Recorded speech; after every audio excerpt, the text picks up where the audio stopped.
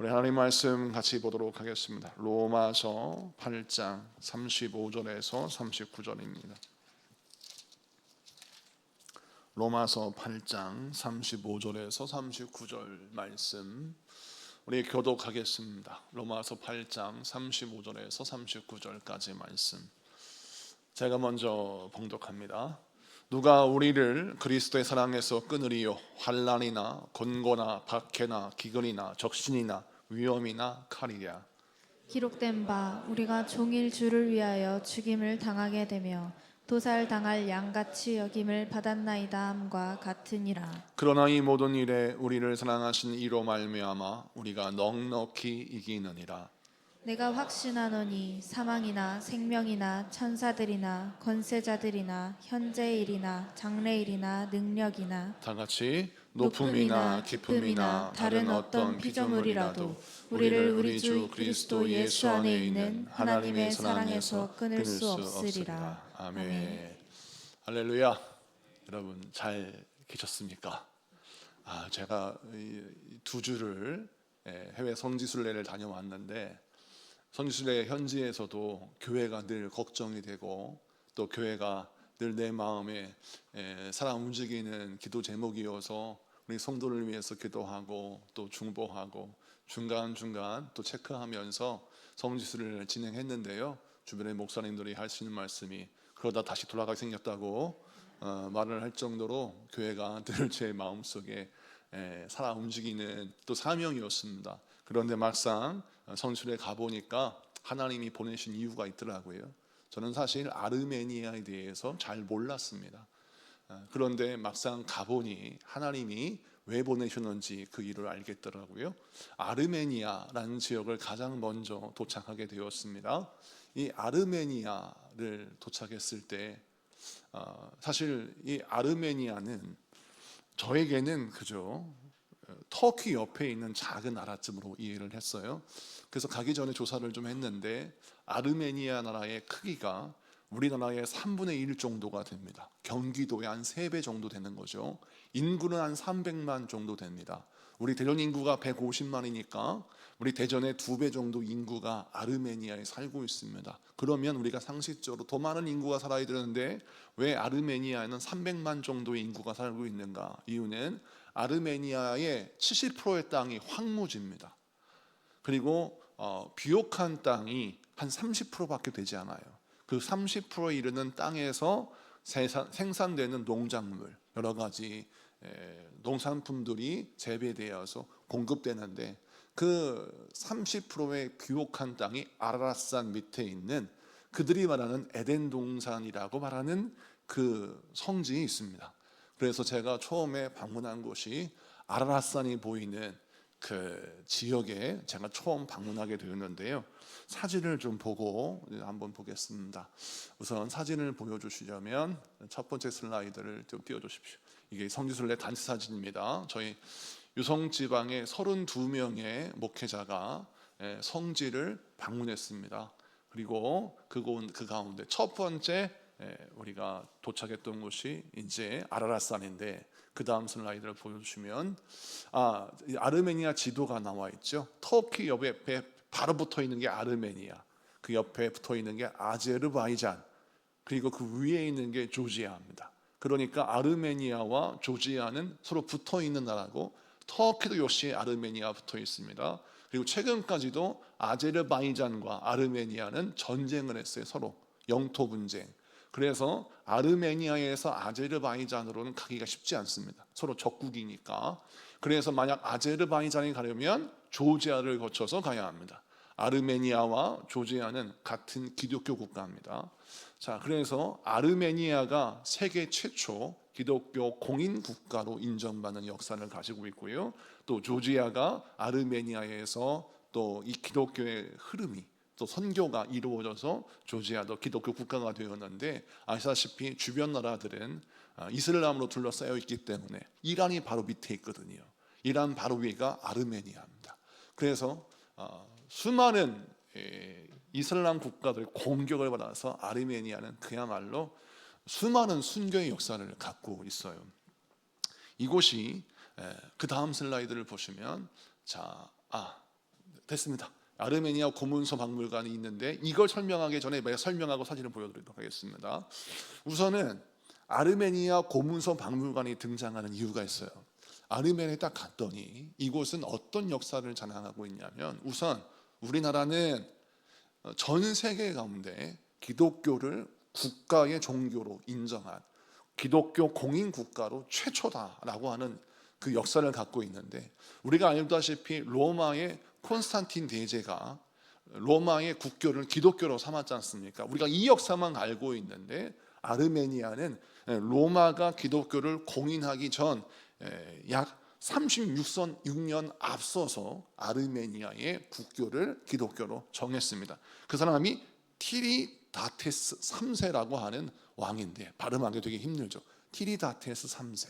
이 사람이 성 그레고리라고 하는 선교사를 통해서 은혜를 받고 변화되어서 이 계몽자 그레고리라고 별명이 있는데, 이 그레고리와 함께 손을 잡고 이 아르메니아를 기독교 국가로 만들었습니다. 여기에는 나중에 설명드리겠지만 정말 엄청난 감정이 있는데요.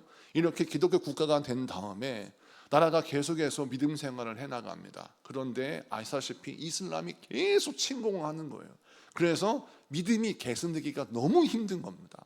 그래서 말씀을 가르쳐야 되는데 말씀을 가르치자니 아르메니아 사람들이 문자가 없는 거예요. 말은 하는데 상형 문자 가지고는 성경을 기록할 수도 전할 수도 없는 어려움이 있는 거예요. 그래서 그 나라에서 문자를 만듭니다. 문자를 만든 이유는 오직 하나, 성경을 보급하기 위함이에요. 이 부분에서 제가 깜짝 놀랐어요. 제가 사진을 아까 보여드리자면, 이 아르메니아 이 고문서 박물관이 왜 중요하냐? 이 아르메니아에 방문해서 이 박물관을 가야 된다고 하는데, 이유는 뭐냐면 이 아르메니아 고문서 박물관에 기록된 수많은 옛날 문서들, 그리고 아르메니아의 문자, 이것이 오직 성경을 기록하여 보급하기 위하여 만들어진 문자라는 거예요. 그래서 아르메니아 고문서 박물관에 딱 들어가면 이 자기들의 문자와 언어가 어떻게 발전되고 기록되었는지를 설명하는데, 그 설명의 텍스트가 우리나라 같으면 훈민정음이 아니에요. 성경이에요. 우리나라는 훈민정음을 통해서 우리나라 문자를 설명하는데, 그것은 성경을 통해서 그 나라의 문자를 설명하는 거죠. 그만큼 이 아르메니아는 성경에 대해서 굉장히 중요한 의미를 두고 있어요. 성경의 그 문자표를 한번 보여보면, 그 아르메니아 문자표가 저기 나와 있는 알파벳입니다. 알파벳을 보면 모음이 7개, 자음이 31개, 총 38개의 문자가 있고요. 여러분 사진이 잘 박지가 않은데 그 옆에 있는 게 그 아르메니아 성경입니다. 물론 그 시대에 쓰여진 성경은 아니지만 그 이후에 이 성경이 쓰여져서 계속해서 핍박과 박해를 받을 때 이 아르메니아 성경을 배급하고 가르침으로 이 아르메니아 사람들은 이슬람 사람들과의 틈바구니 속에서 생존할 수 있었어요. 그리고 아까 서두에 이 아르메니아 고문서 박물관 앞에 동상들이 서 있지 않습니까? 그 동상들이 누구냐면 최초의 아르메니아의 복음을 증거한 선교사가 있는데, 그 선교사가 누구냐? 다데오 사도라고 하는 사람이고, 그 다음에 바돌로메 사도가 선교했다라는 역사를 갖고 있어요. 그래서 사도 바돌로메, 사도 유다가 이거 다데오라고 하죠. 이 다데오가 바돌로메가 이곳에서 성경을 가르치고 말씀을 가르쳐서 이 아르메니아는 처음에 사도들을 통하여 믿음을 배웠다라고 해서 그들의 교회, 아르메니아의 교회는 이렇게 어떻게 말하냐면 사도 전승교회라고 하는 별칭을 갖고 있어요. 그래서 조지아는 조지아 종교회라고 부르고 있는데, 아르메니아는 이렇게 부릅니다. 아르메니아 사도 전승교회. 자기들은 사도들에게 직접 말씀을 들었다, 복음을 들었다는 자부심을 갖고 있어요. 그래서 국가의 고문서를 보관해 놓은 박물관 앞에 이 사도 다데오와 바돌로메의 동상이 있고, 그 가운데 계몽자 그레고리라고 하는 복음을 증거한, 국교를 만들기 위해서 헌신한 그 선교사 같은 사람이 기록되어 있어요. 자, 그런데 이렇게 아르메니아 선교가 사도들에 의해서 시작이 됐어요. 자, 그렇게 해서 진행이 되는데, 이들이 성경을 연구해 보니까 아라랏산이 아르메니아 국경에 있거든요. 이 아라랏산 사진을 좀 한번 띄워주시면, 제가 비행기를 타고 아르메니아에 당도를 했어요. 근데 에르반이라고 하는 이 수도에 있는 공항인데, 이 공항에 딱 도착하자 터키 국경 옆에 있는 아라랏산이 눈에 보입니다. 저는 이 사진을 제가 직접 찍은 사진인데, 이 아라랏산을 보자마자 저 산이 아라랏산인가 보다라고 사진을 찍었어요. 그런데 가이드가 하는 말이, 아라랏산이 저렇게 구름 한 점 없이 보이는 날이 1년에 100일이 안 된대요. 그러니까 1년 중 한 200일은 구름에 쌓여 있어서 별명이 수줍은 아라랏산이랍니다. 왜? 얼굴을 잘 보여주기를 싫어해서 늘 구름으로 얼굴을 가리고 있는데, 제가 딱 갔더니 하나님이 우리 성도님들 기도를 많이 해주셔서 아라랏산이 눈에 확 보이게 되었어요. 근데 그 아라랏산이 눈에 보이는데, 그 아라랏산 아래에 저 푸른 초원이 이렇게 펼쳐져 있지 않습니까? 사진으로 담으니까 이렇게 희미하지, 막상 그곳에 가면 이곳이 에덴 동산이다라고 느껴질 만큼 비옥한 땅이에요. 그래서 이들은 이곳이 에덴 동산이었을 것이다 라고 추정합니다. 물론 자기들이 이제 인정하는 거죠. 자, 신학자들이, 고고학자들이 이곳이 에덴 동산이다라고 공인하진 않았으나 이들은 이곳이 에덴 동산이었습니다 라고 믿고 있어요. 그런데 왜 이렇게 이 사람들은 아라랏산에 대한 의미, 또 이 에덴 동산의 원래 장소가 이곳이다라고 말하는 이유가 뭘까? 그들은 스스로가 고난의 역사를 갖고 있어요. 믿음을 지키기 위해서 정말 고분분투하고 믿음으로 살기 위해서, 생존하기 위해서 대가를 지불해 수많은 사람이 순교를 했어요. 터키의 박해를 받아서 오스만 제국이 그 나라를 공격했을 때 자그마치 150만 명이 학살당했습니다.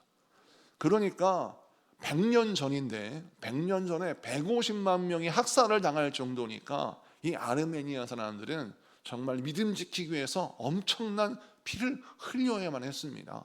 그러다 보니까 믿음을 가지고 산다는 것은 대가를 지불해야 하는 삶이고 또 고난을 각오해야 하는 삶인 거예요. 그래서 그들은 그 고난 속에서도 믿음으로 생존하기 위하여 삶의 의미를 찾았는데, 마침 성경에서 읽은 그 노아의 방주가 머물렀던 산, 그 아라랏산이 바로 저기에 있는 거예요. 그래서 그 아라랏산 앞에 있는 평지, 그 아름다운 동산이 에덴 동산일 것이다 라고 추정하면서 그것이 우리 하나님께서 우리를 축복하신 땅이다 라고 말하는 것이죠.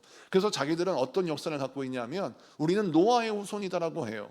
노아의 세 아들이죠. 셈과 함과 야벳. 야벳의 아들 고멜이 있는데 그 고멜의 후손이 아르메니아 사람들이라고 합니다. 그래서 우리는 아르메니아 사람들은 노아의 후손이다라는 자부심을 갖고 있어서 공항에 딱 도착하면 이렇게 쓰여져 있어요. 노아의 집 아르메니아에 오신 걸 환영합니다. 그러니까 자기들은 남들이 인정하지 않는, 자기들은 노아의 후손이라는 거예요. 그리고 아르메니아는 노아의 집이라고 말합니다. 이런 얘기 들을 때마다 우리는 어떤 생각이 들어요? 안쓰럽죠. 뭐 그렇게 내가 노아의 후손이고 우리 동네가 에덴 동산이고 우리는 정말 하나님의 자녀로서 이 땅에 전통성 있는 그 믿음의 뿌리를 가지고 있습니다라고 주장하는 이유가 뭐예요? 그만큼 대가를 지불했고 피를 흘렸고 순교를 당했기 때문이에요. 그래서 아직도 이슬람에 둘러싸여 있지만 그럼에도 불구하고 우리는 기독교 국가로서 인구의 95%가 다 기독교인으로 고백할 정도로 이 나라는 대단한 믿음을 가지고 있다라는 거예요. 자, 그래서 제가 이 아르메니아의 공항에 딱 도착해서 이 아라랏산을 보고 그들의 그 성지순례의 모든 코스를 돌면서 깨달은 것이, 고난은 깊었지만 이들은 믿음으로 살기 위해서 수많은 작은 것들, 큰 것들 간에 모든 것에 의미를 부여하고 그 의미를 붙들고 또 말씀을 가르치고 그 말씀을 통해서 역사의 그 수많은 순간순간마다 생존하기 위해서 애를 썼다라는 말이에요. 자, 그런데 그 역사를 보면서 가장 먼저 이제 가이드가 저희들을 어디로 이끌었냐면 아라랏산이 잘 보이는 그 어떤 수도원으로 우리를 이끌었습니다. 그 수도원이 코르비랍 수도원이었어요. 사진을 좀 보여드리겠습니다. 자, 아라랏산이 저게 쭉 보이죠? 제가 저거 찍은 사진입니다. 이거 정말 자랑스러워요. 제가 이 사진을 찍어가지고 얼마나 심도 있게 찍었는지. 자, 아라랏산이 보이고 그 산 밑에 보이는 작은 수도원이 호르비랍 수도원인데, 자, 호르비랍이라고 발음하는 건 우리가 한국말로 발음할 때 호르비랍이고요, 그 다음에 문자로 쓸 때는 코르비랍이라고 써요. 그래서 호르비라고 하면 발음으로 말하는 것이고, 코르비랍이라고 하면 문자적으로 문서로 기록할 때 코르비랍이라고 합니다. 그러니까 코르비랍으로 말해도 많고 호르비랍이라고 말해도 맞는 거예요. 그런데 이 코르비랍의 수도원에 도착을 했는데, 이곳이 어떤 곳이냐? 자, 아르메니아가 가장 먼저 기독교 공인 국가로 발전하기, 세워지기까지 어떤 사람의 헌신이 있었느냐? 성 그레고리라고 하는 사람의 헌신으로 이루어졌다는 거예요. 근데 성 그레고리, 계몽자 그레고리라고 하는 사람이 이곳을 어떻게 기독교 국가로 만들었나, 그 스토리가 굉장히 다이나믹하고 은혜로운 그런 스토리가 있어서 소개해 드리려고 합니다. 이 성 그레고리는 바울과 비슷한 어떤 역사를 갖고 있어요. 성 그레고리라는 사람은 어떻게 생겼냐면, 자, 그림이 있나요? 저 사람이 성 그레고리라는 사람인데, 이 사람의 그림이 많지가 않아서 우선 이 사진을 준비를 했는데요. 이 성 그레고리라는 사람은 원래 아낙이라는 사람의 아들입니다. 이 아낙이라는 사람, 그러니까 이 그레고리의 아버지는 정치적인 어떤 극단적인 정치인이었어요. 그러다 보니까 이 사람이 이 아르메니아의 왕을 암살하는 사주를 받습니다. 페르시아에 의해서 말이죠. 그래서 이 페르시아의 사주를 받고 이 아낙이라는 그레고리 아버지가 암살을 준비하다가 결국 아르메니아의 왕을 암살하는 데 성공을 해요. 그리고 이 암살 때문에 아까 기독교를 공인했던 티리다테스 3세가 아버지의 뒤를 이어서 왕이 되는 것입니다. 자, 그런데 아무튼 이 왕의 암살되는 역사 가운데 그레고리는 자기 아버지가 역적이 됐으니까 터키로 도망갈 수밖에 없었습니다. 도망을 가서 그곳에서 예수님을 영접해요. 복음을 들어요. 암살자의 자식, 역적의 자식으로 인생을 살았지만 그가 예수를 믿고 회심하게 됩니다. 그러면서 어떠한 사명을 받냐면, 우리 아버지는 나의 태어난 고향 아르메니아 왕을 죽이는 암살자로 살면서 아르메니아에 대한 뭔가의 개혁을 이루려고 했지만, 나는 오히려 아르메니아를 그리스도의 복음으로 복음화하여서 아르메니아에 지었던 죄를 내가 갚아야 되겠다, 이런 감동을 받아요. 이런 부르심을 받아요. 그래서 성 그레고리가 아버지가 암살자요 역적이었던 그 아르메니아로 다시 돌아가서 복음을 전합니다. 자, 그런데 얼마나 뛰어나게 복음을 잘 전했던지, 다니엘서에 등장하는 다니엘처럼 그는 왕의 눈에 뚝 띄는 자가 되었습니다. 너무 열심히 일하는 청년이 있는데 어마어마하게 똑똑하고, 그 사람에게 무언가를 질문하면 답을 늘 하는 거예요. 그러니까 언제나 이 티리다테스 3세가 이 그레고리에게 뭔가 질문을 하거나 일을 시키면 일을 척척 잘해야 되니까 이 성 그레고리를 이 왕이 너무너무 사랑하고 좋아했어요. 그런데 이 사람의 위치가 더욱더 올라가니까 주변 사람들이 다니엘을 시기한 것처럼 이 성 그레고리를 시기하기 시작했습니다. 뒤를 캤어요. 뒤를 캐보니까 이 사람이 아버지가 누구냐라고 배후의 세력을 조사해 보니까, 아버지가 글쎄 지금 현재 이 티리다테스 3세의 아버지인 아버지를 암살한 암살자 아낙의 아들이라는 것을 발견하게 됐습니다. 그래도 너무 일을 잘하고 너무나 내가 총애하는 청년이기 때문에 그에게 기회를 주고 싶었어요. 그래서 이 티리다테스 3세가 섬기는 여신에게 네가 같이 화관을 바치고 경배하면, 다시 말해서 우상숭배에 동참하면 내가 너를 용서하고 내가 너를 등용하겠다라고 하는 제안을 해요. 그런데 이 성 그레고리가 내가 그럴 수 없다라고 해서 우상숭배를 거절합니다. 그러자 이 티리다테스 3세가 극노하게 됩니다. 아니, 내 아버지를 죽인 원수의 자식이고 내가 그 자식을 용서하려고 했지만 이 그레고리가 내가 섬기는 신을 섬기지 않겠다고, 내가 믿는 신을 믿지 않겠다고 말하니까 화가 나서 이 사람을 이 코르비랍이라고 하는 그 산에 그를 가둬놔요. 그런데 이 아까 호르비랍 수도원이 있는 그 바위산이 있지 않습니까? 그 바위산이 원래 수도원이었고 그 바위산 틈에 지하 감옥이 있는데 그 지하 감옥은 정치범 수용소입니다. 이 정치범 수용소에서 이 코르비랍이라고 하는 말이 깊은 웅덩이, 지하 감옥이라는 의미를 갖고 있거든요. 이 감옥에 한번 딱 가둬놓으면 일주일을 못 버티고 죽는답니다. 왜냐하면 우선 빛이 안 들어오고요. 그런 다음에 그 동굴 안에는 독사와 전갈, 온갖 해충이 있고 또 물이 없기 때문에 바로 죽어버릴 수밖에 없다는 거죠. 자, 그래서 이 지하 감옥에 이 성 그레고리를 가둡니다. 근데 가두기 전에도 그냥 가두지 않았어요. 온갖 고문을 다 했습니다. 예수를 부인해라, 예수를 욕하고 조조해라, 그럼 내가 너를 살려주겠다라고 회유했지만 이 그레고리는 끝까지 그 고문을 견디고 만신창이가 된 몸을 가지고 이 코르비랍 지하 감옥에 갇혀요. 그래서 기독교의 역사, 기독교의 전파, 복음의 선교는 이제 다 수포로 돌아간 것처럼 보여요. 그리고 역사가 멈춥니다. 그런데 여러분, 다니엘이 사자굴에 들어갔을 때 그가 죽을 줄 알았지만 살지 않습니까? 이 코르비랍 수도원, 이 지하 감옥에 갇힌 이 성 그레고리가 죽을 줄 알았는데 죽지는 않는 거예요. 일주일이 지나도 2주가 지나도 살고 있는 겁니다. 도대체 몇 년 살았냐? 13년을 살아있어요. 모두가 불가능하다고 생각했던 코르비랍이 13년을 생존하는데 이 티라타테스 3세는 이 성 그레고리가 죽었을 것이라고 간주하고 인생을 살아가요.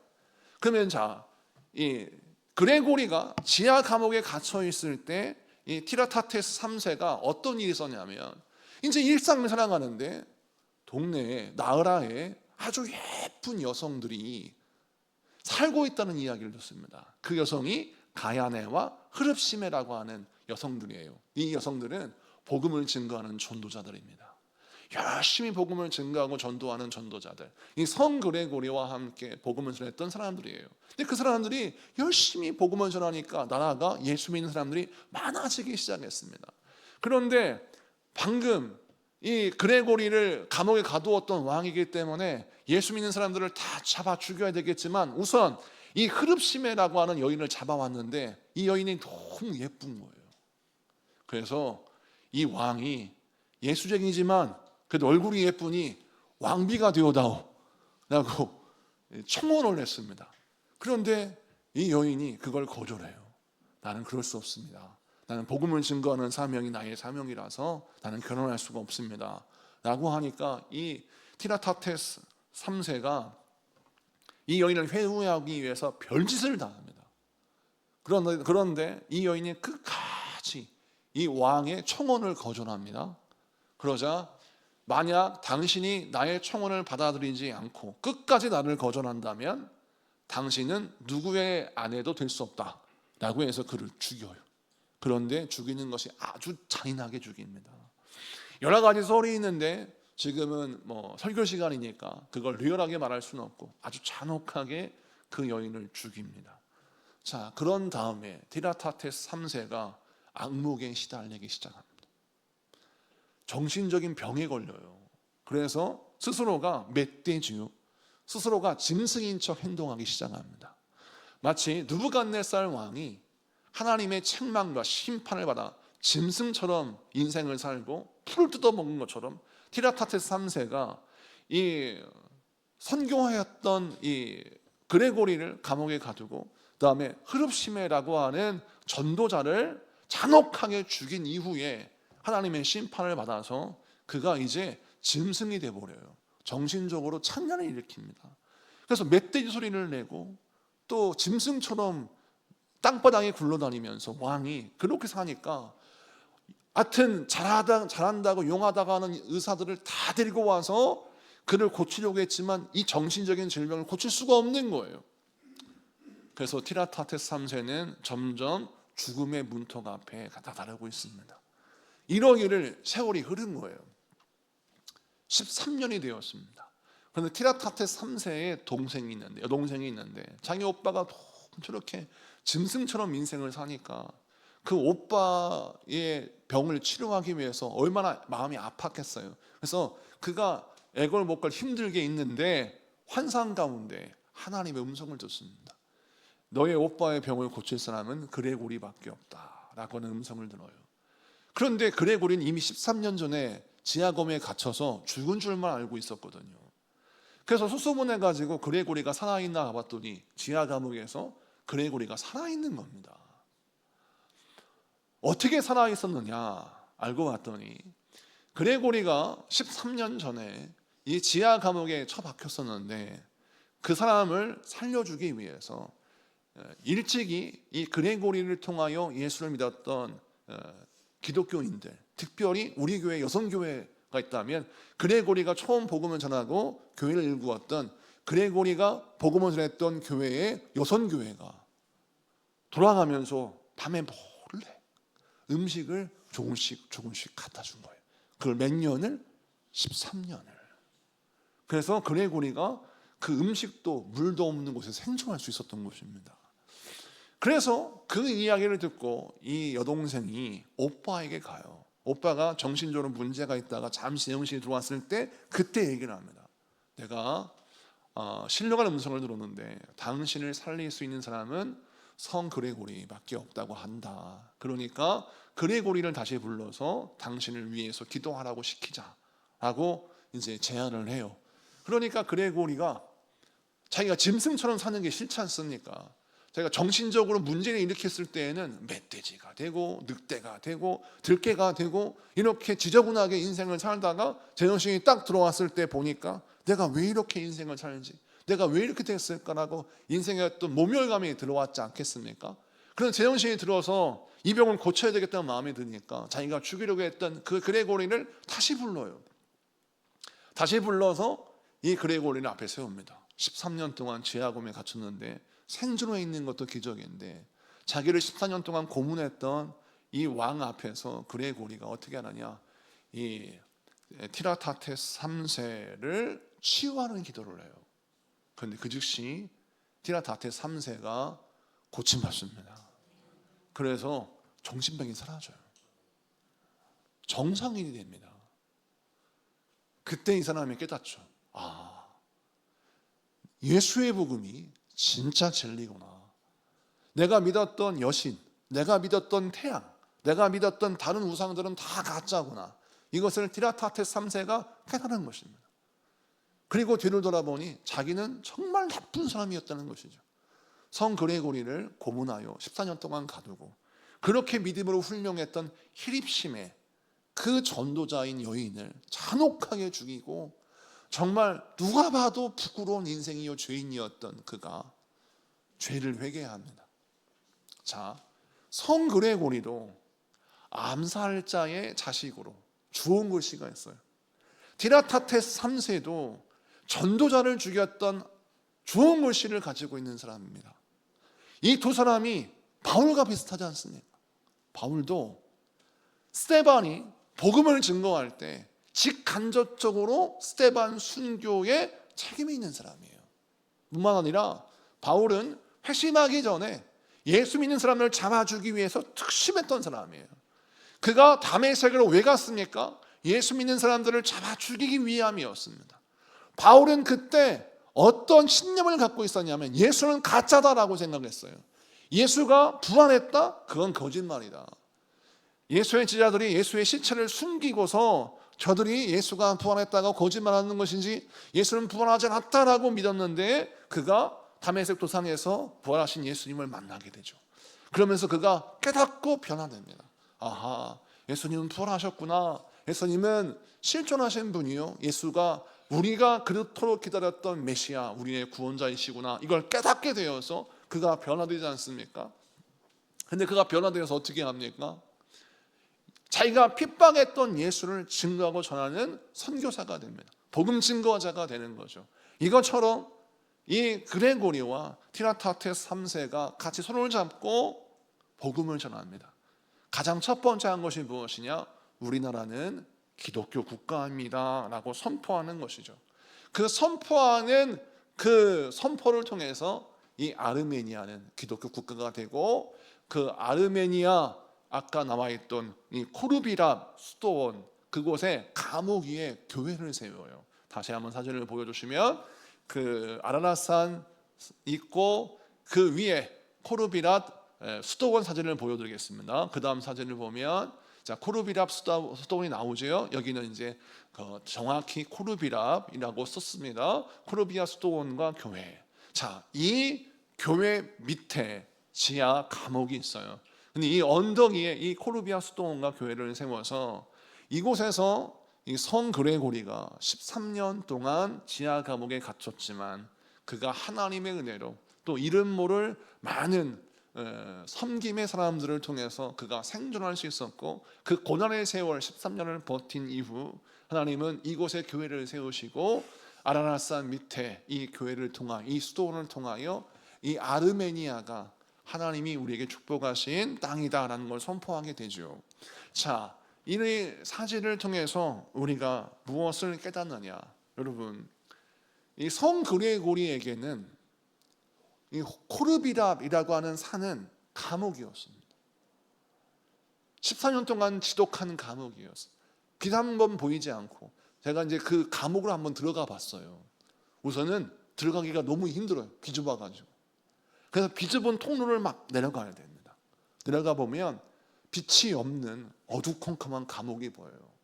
성경에 나오는 지하 감옥이라고 하면 우리가 생각할 때 이렇게 형광등이 켜 있고 뭔가 백열등이 켜 있어서 사람들이 왔다 갔다 할 수 있을 것 같지만 정말 캄캄합니다. 캄캄한 곳에 눅눅하고, 물론 관광지로 그걸 개발했기 때문에 잘 정돈되어 있었지만 그곳에서 그레고리는 밥을 먹고 배설을 하고 살았기 때문에 누가 거기를 청소하지 않았겠죠. 그 지하 감옥은 그야말로 배설물의 냄새와 독충과 독사가 우거리는 그런 곳이었기 때문에 살기가 극악한 곳이었을 것입니다. 그런데 그곳에서 생존하면서 하나님이 이곳에 교회를 세우실 것이라고는 상상도 하지 못했을 것입니다.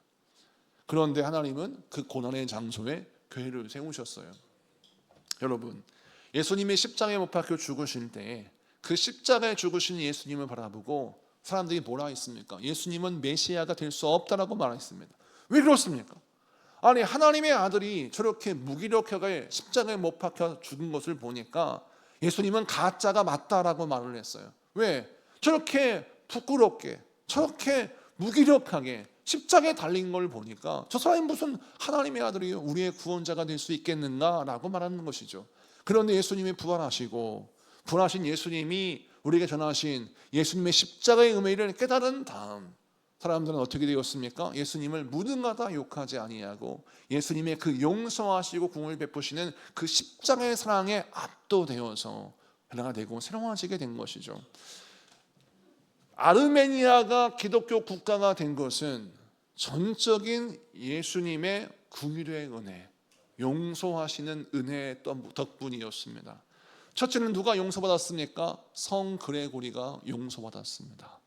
그는 그의 아버지가 나라의 왕을 죽인 자였고 자기의 신념에 의하여 누구도 죽일 수 있다고 생각하는 그런 아버지 밑에서 성장했습니다.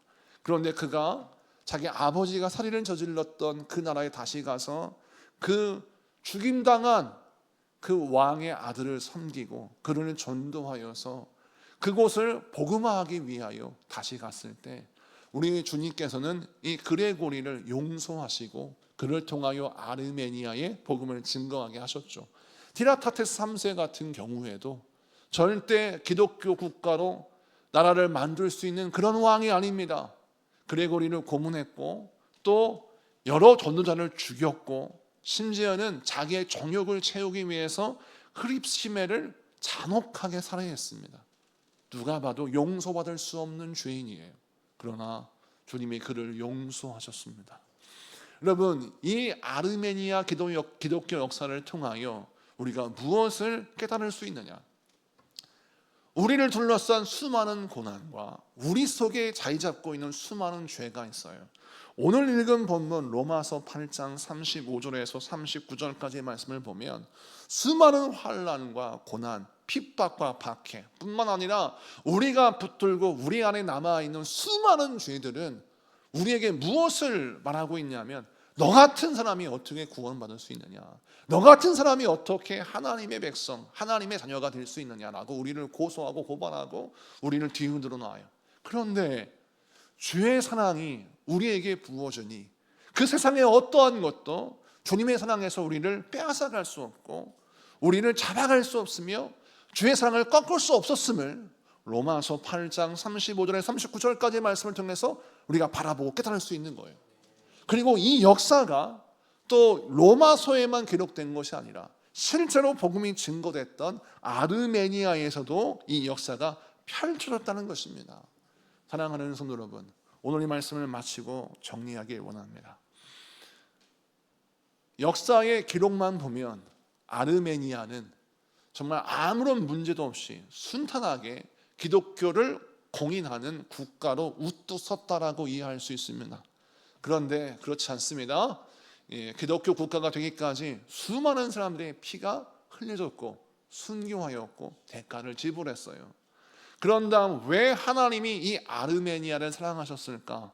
이 나라를 왜 예수 믿는 국가로 삼으셨을까? 그 이유는 역사를 그 다음 페이지로 보면 이 터키와 또 이란에서는 페르시아죠.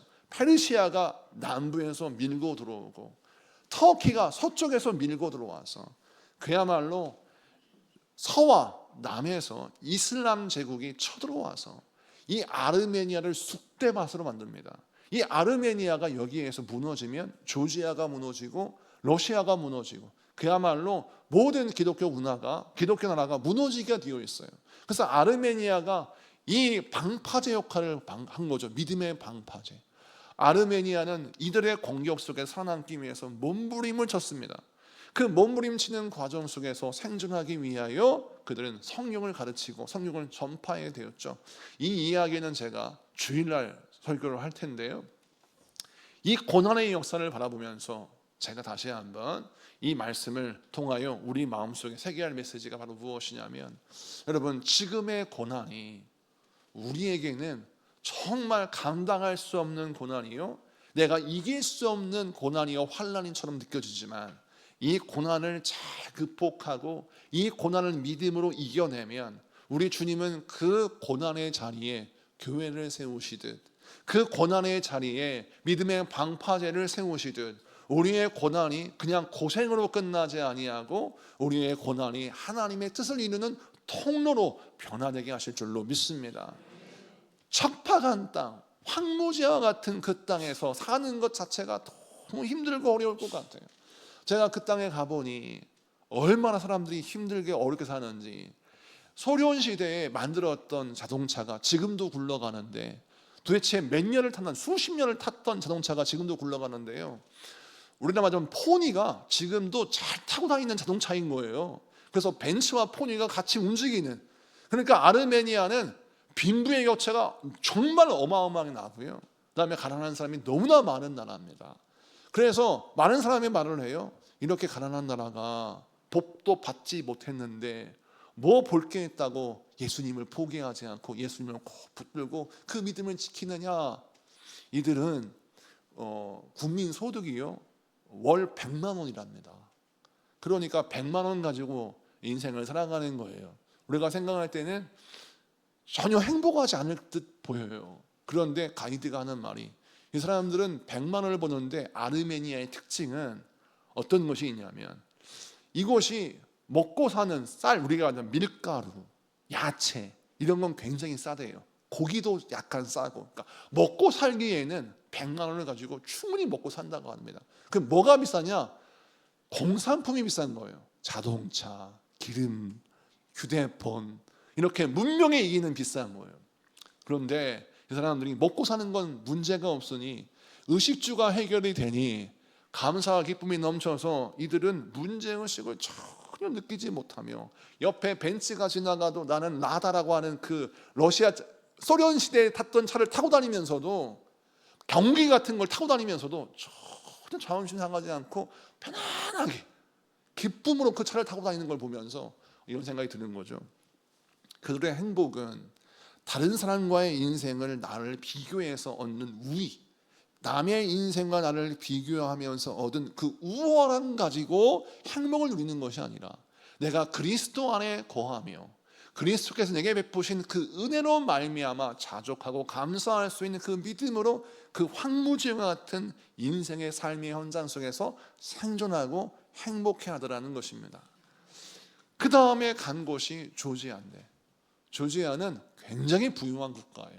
국경을 딱 넘어가면 조지아는요, 그야말로 고급 수용차가 즐비한 곳이고, 가면 곳곳마다 유럽과 같은 거리가 조성되어 있어요.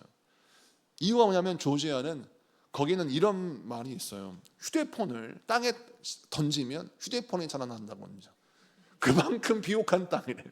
그냥 아무거나 집어 던지면 그 땅에서 자라난다고 하는 거죠. 가이드가 하는 말이, 그래서 휴대폰을 던져보세요, 휴대폰 나무가 될 거예요 라고 농담할 정도로 비옥한 땅이 조지아예요.